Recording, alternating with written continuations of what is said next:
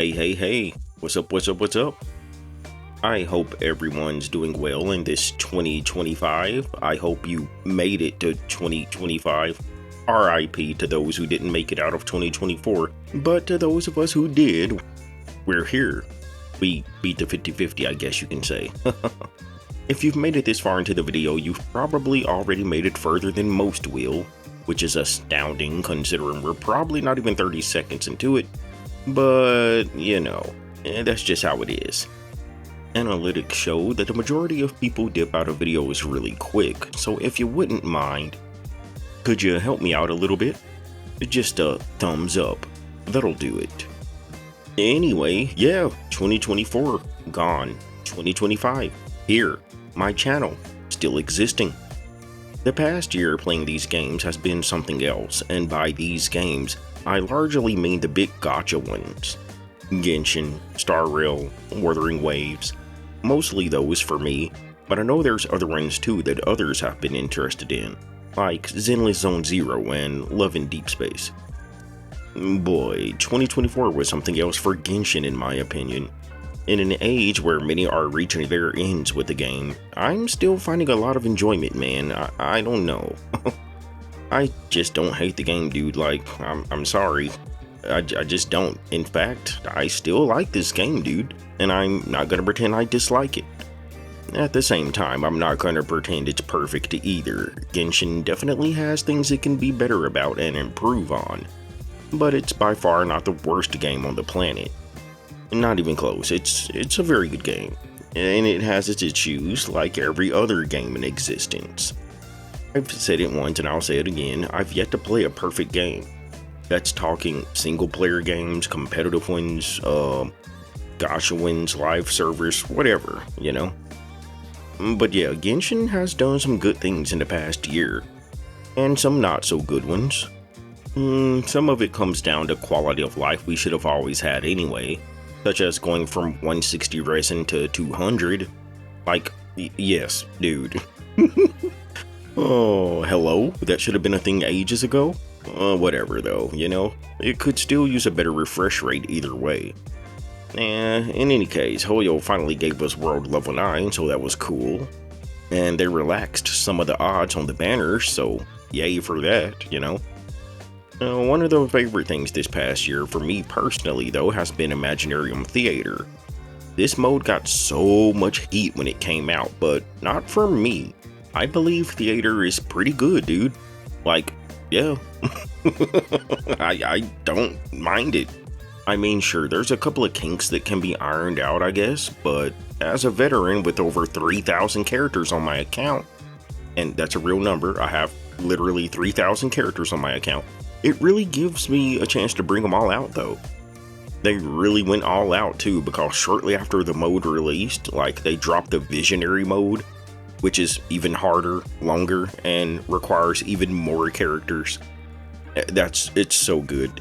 I've 10-starred it more than once, except for this last time though. I got stuck on stage 7, and I didn't have time to complete it because I procrastinated to the last hour of the month, because I was cocky enough to think that I could 10-star it again. But let's be real. I don't know whose bright idea it was to put the Setek Wee Nut boss in the Imaginarium Theater on a stage with a restrictive time limit, but and a special screw you to that guy. Whose decision was that? Oh, whatever, man. In any case, I love Theater, but just once a month, I wish it was twice a month, as well as Abyss. That's all. There's a couple of misses though, like with the Southern Fontaine filled out and we got the Sumeru Northern Border. Yeah. Yikes. Yeah. I'm sorry, dude, but that was lazy. It was a Fontaine expansion. It wasn't even a Sumeru expansion, people said. But, dude, hush. That's no excuse. It's actually crazy the excuses I hear for things like that. There's no excuse, man. They could have done something with Northern Sumeru. And there's also a few character duds. Chiori was shameless constellation bait. Shijwing doesn't matter at all. Does anyone use Shijwing? And Emily was largely ignored because she came right before the Natlin characters, so... Though I gotta say, I personally like Chiori and did get constellations, but she has already kind of been backseated in several of my teams, including my Navia team. I gotta say, it's sad. It makes me sad. But on the other end, I am a proud Emily owner, so that's cool. And I said it, I literally made a video saying that she would likely find a comfortable place alongside upcoming characters, and it looks like that's exactly what's happening. She was a sleeper pickup for me, no regrets. For those who skipped her and now want her, all I gotta say is, hope you don't gotta wait until like 6.x or something. All in all though, Genshin has been alright, but Natlin has been kind of a mixed bag. Night Soul Blessing and Night Soul Burst is cool and it's a nice unifying theme, but the interlocking nature of like the Natlin characters is causing some concern. It's a little bit concerning, yeah, I'll save that for later though. That's a topic I'll talk about later. I'm gonna need some stuff to talk about in 2025, so yeah, Genshin, still a good game, still love it, but there's at least 18 things I can think of that I'd like to see. I mean, I'm not even exaggerating here. I like just look at the title of these videos. There's literally like 18 things. Star Rail. Yeah. Yep.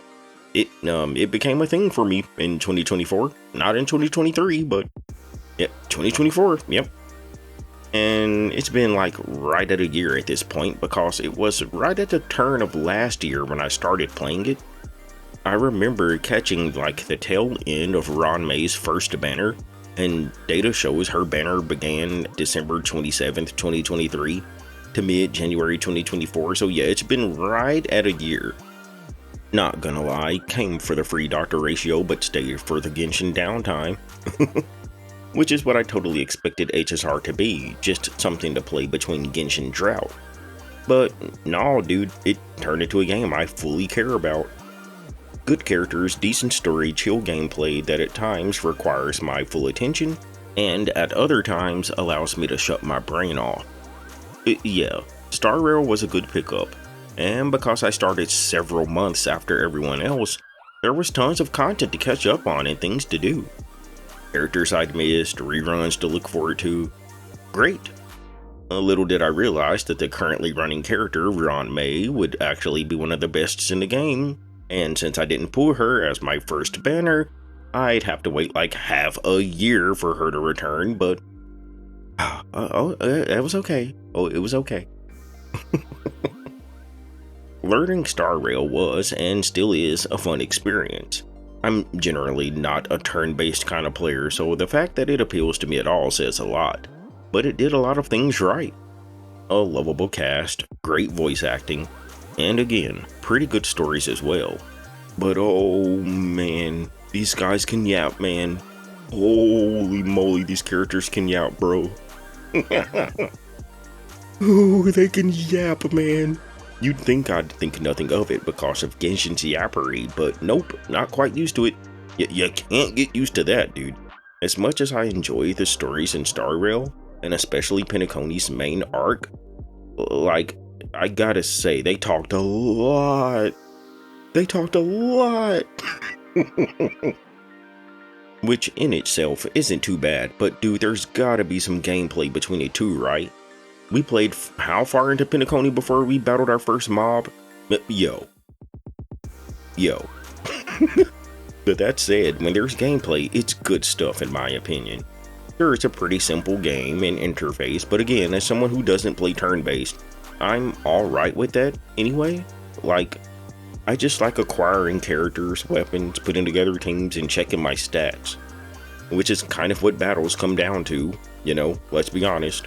It's mostly stat checks, let's be real. And I mean, that's okay. That's not necessarily a terrible thing. I mean, but it's still largely true. If you can make big funny damage number be bigger than enemy HP, you win.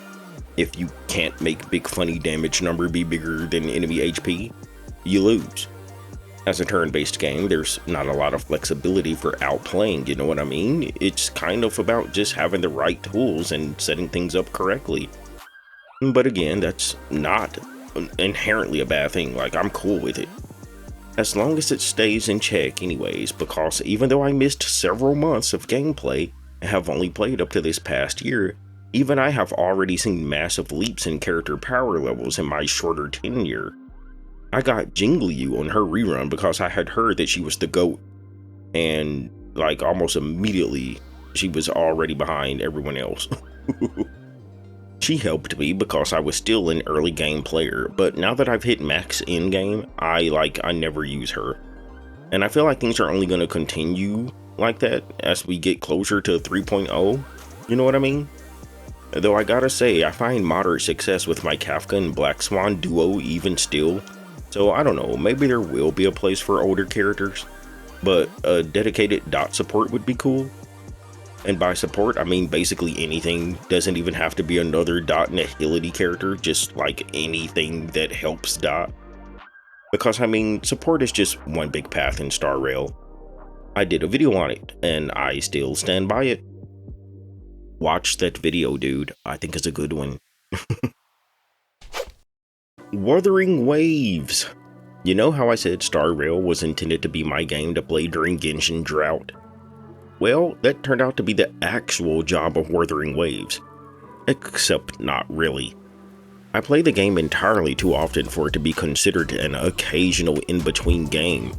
Yet I don't quite play it enough to consider myself habitual. Or at least that's how it has been.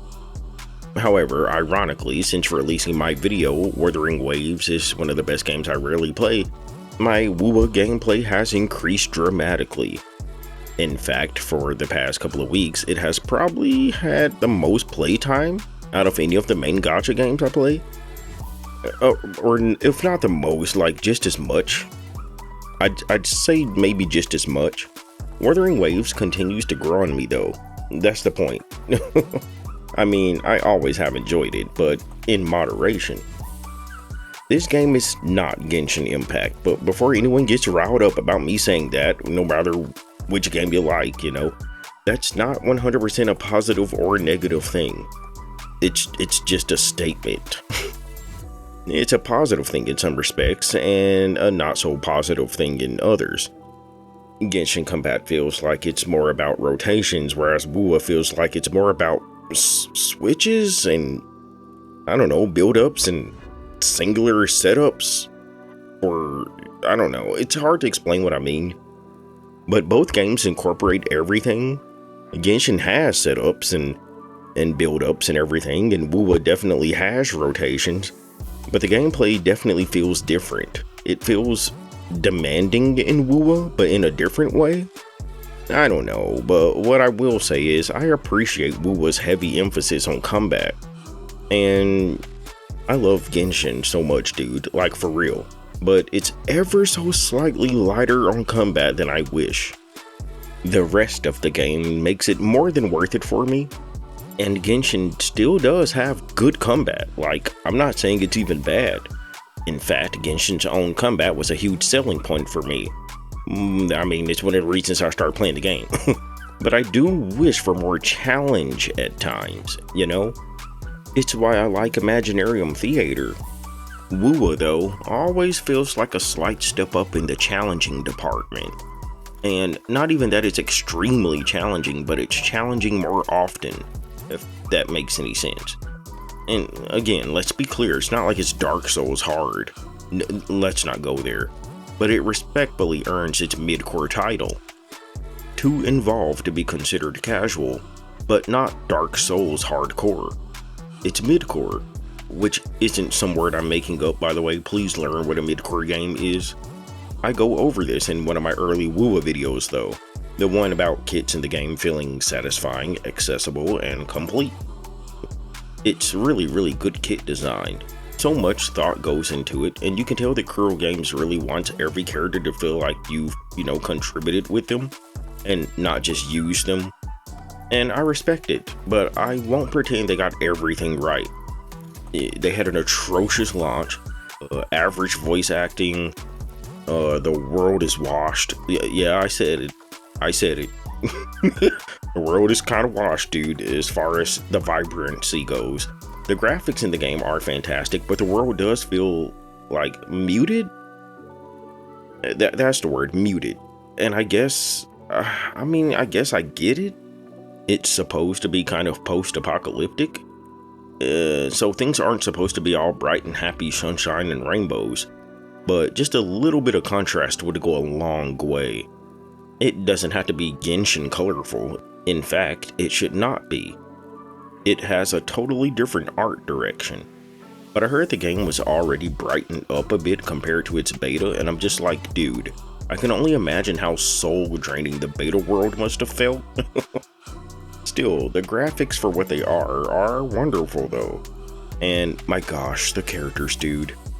The characters. The character designs speak to me, man. They look so good in the game. Some have complained about their lack of extravagance or like their use of neutral colors like blacks and whites and grays and all that. But funny enough, after criticizing the world for that, I say that it works fine with the characters. Like, sure, the world is muted, but the characters having a kind of muted tone, it's not the worst thing in the world. They have a lot of detail that I think works just fine with the characters' art directions. Every time I see Genshin on my screen, dude, I just say to myself, this is one of the prettiest freaking characters ever, man. She is such a pretty character. The Shorekeeper is gorgeous. I can't get over Camellia, dude. And now there's Carlotta, dude. Oh, come on, dude. And if these aren't your thing, then whatever. Like, look at Calcharo. Either way, dude. Either way. Wuthering Waves is a good game that I'm playing more and more though. And while it won't necessarily replace Genshin for me, I don't think anything can really replace Genshin. It certainly complements it well, and it is a really good game for what it's trying to be. So, yeah, I'm glad to have it in my lineup, and now it's on PS5. GG. And yeah, as far as the other big games go, you want to know something crazy about me and Zenless Zone Zero? I rarely play that game, like at all, and yet it has revealed characters so appealing to me that I got them anyway. I even posted a video of my Jane pool, but I also pulled for Bernice because Bernice, and I also pulled for Yanagi. And you want to know the funny thing? Here's the funny thing, and this is going to tick off some ZZZ players. I've yet to lose a 50-50 in that game. I've got all three characters, dude, in a game I really don't even play. Of course that means I spent, but it's nice to know that if and when I do start playing that game, I'll have characters that I already like. Anyway, yeah, 2024 was an interesting year, but now it's 2025. And what about my channel? Well, it's gonna be a continuation of 2024 basically, but kind of more. Overall, I'm planning to spend a little less in these games. Like, since I'm playing more of them, then that means that I'm spreading it around further, you know what I mean? So I have put a lot of moolah into these games, especially when you add them together. But I'm kind of wanting to do another run like I did in 2023, where I just peel back and play the games as they are. It doesn't mean I won't ever spend, but I will spend less, you know? I really have some work to do with Genshin though. After starting up Star Rail and Wua, my Genshin world got behind a little bit, admittedly. I want to clean out Fontaine similar to how I've done every other region. I still haven't cleaned Fontaine, and at least before 5.x ends. And I want to do more gameplay and in-game vids on the game too, but I would like to do more essays in general. Some giving praise and some being critical, you know, nothing really different than what I have been doing, just more. There's a lot of things to talk about, some current topics of which include Night Soul mechanics, the game's ever-changing art style direction, mobility changes in the game. These are things I'm currently brainstorming on, so expect to hear things about these topics. For HSR, I just want to do more essays in general as well. I've done a couple as is, once about repetitive ultimate quotes and the other about the supportive paths in the game, but I feel like I have enough experience with the game to do more than that now. It's really one of the things that held me back. I don't like to give my opinion on things until I'm sure what my opinions are. I know that sounds silly, but I'm totally of the belief that many people will yap about what they think about something before they really have the time to feel things out and know what they think about the thing. It results in people backtracking later on, and it's just messy. I don't like that. I like to know what I feel. That's why I was able to do the battle quotes video early on. I knew early on how I felt about it. Like, I didn't have to play for more time to know that it was starting to get repetitive. But for me to feel comfortable enough discussing deeper aspects of the game, it has taken time for me to be sure I know what I know. If you know what I mean. Like, not just assuming or prematurely stating opinions. My video about the supportive paths in Star Rail, that was me finally feeling I'd reached that point of confidence. Now that I have enough time with the game, my understanding of it is enough that I can yap deeper about it. Deeper than just talking about battle quotes and stuff. So expect to see more from me on that game. I want to talk about so many things about it. It's just, videos take a while to put together, so I have to pick and choose the topics by the weeks. And now that I'm fitting it in with Genshin and WoW, I'm being a little more choosy with my topics. But there will for sure be more coming from HSR, including exposing my account, similar to how I do every May with my Genshin account. Now, as far as Wuthering Waves goes, I'm kind of in that same mode. I was never a daily player in the game, and as I said earlier, I've historically stayed away from communities and guides that discuss the most optimal things about the game. So when it comes to me discussing things in WoW, I need to make sure I know what I know. But I'm definitely getting to that comfortable spot in WoW too, especially as my levels increase and I play the game more regularly. I'll be making videos both praising and criticizing aspects of WoW very soon, along with Genshin and HSR.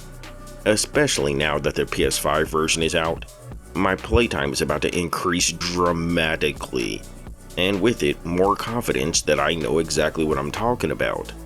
Planning to talk about things like art direction, my account, exploration, and the world in the future. So stay tuned, WoW is about to show up in a big way. Because hey, that's important to me.